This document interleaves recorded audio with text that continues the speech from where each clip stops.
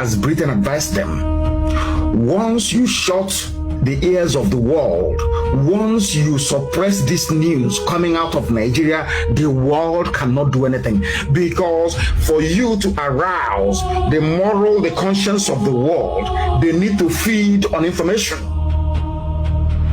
Remember the Rohingya Muslims in Myanmar, if I'm not mistaken. Why was it that the whole world, including the UN, was screaming, Rohingya, Rohingya, give them freedom? Because there was a conscious decision by all the major media groups in the world. Mind you that CNN is owned by an Arab. Are you aware of that? Al Jazeera is owned by an Arab. The biggest investor into Rupert Murdoch's media empire is from Qatar. It's the Qatari royal family. In other words, Fox, Sky News, ABC in Australia, Sun newspaper in England, and all the newspapers in Rupert Murdoch's stable, Arab. The Qatari royal family are the biggest investors. These are the things that people don't actually understand. And I'm even sure, even in Facebook, I'm sure one of the biggest contributors to the fund, the hedge fund they are using to run Facebook is from the Arab world. In other words, a Muslim. They play a long-term game.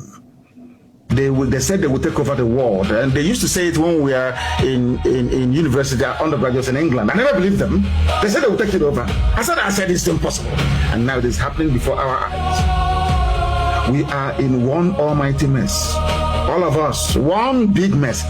Ask yourself this question: the Nigerian army were raping women, Biafran women, airlifted illegally from Uganda, took them to the north. We are raping them. They brought them to court today in chains, After raping them, Britain is saying that very thing.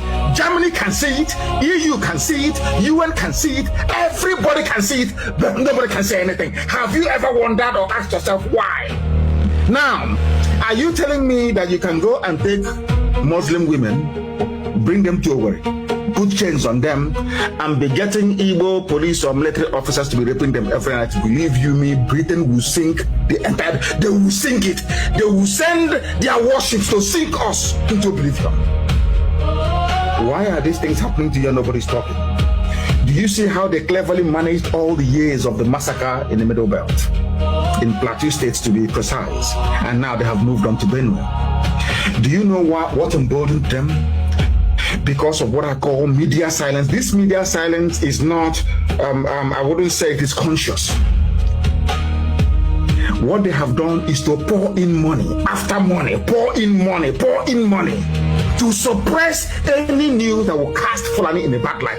That is why anything you write castigating the zoo, Nigeria, under this Fulani regime, believe you me, Facebook will shut you down. But go back and ask yourself, did Facebook do the same thing under Jonathan?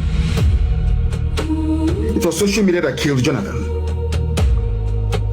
It was social media that killed Jonathan.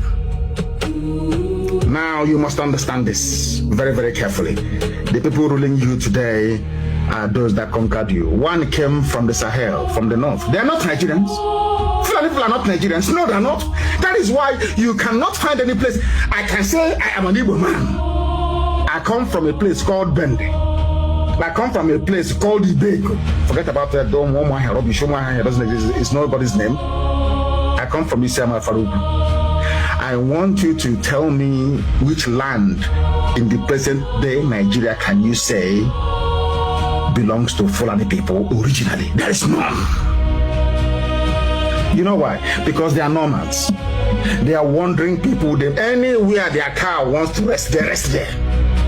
But when Britain came in and found out that Fulani can control millions of Hausa people, only one Fulani man, one MA with 10 people controlling millions of people, they said, okay, what you're doing is very good. These people are very foolish. We are also going to do the same. Now, Britain introduced indirect rule. That was how they managed to, with very few officers, they managed to rule black people in Africa. I'm not blaming them. I blame our stupidity for it. Now, these are the things that you need to bear in mind. that now this conqueror from the north, the Fulani with their cattle from the north, and this conqueror from the sea, the British, they have now combined and joined together to ensure that we are held down in perpetual bondage.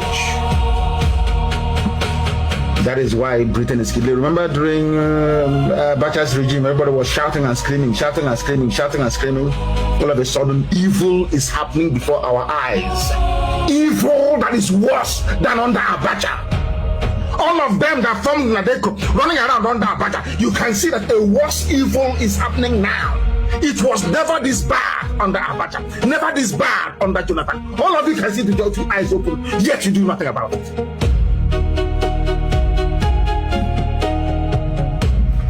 Unbelievable. There is no place that you can say that the Fulani people come from. They've been very clever over the years. Babangida, all the rest of them who have all the military rulers, they will give Fulani 80%, they will give you 20%. Fulani 80. But now, since 2015, it's 100% Fulani, you can do nothing about it. And on top of, because they know they're running out of time.